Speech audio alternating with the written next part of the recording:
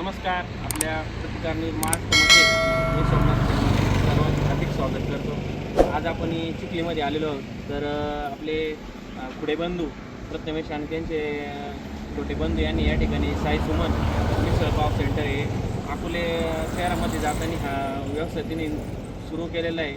त्यांच्या ओपनिंगला आपण या ठिकाणी आलेलो आहोत.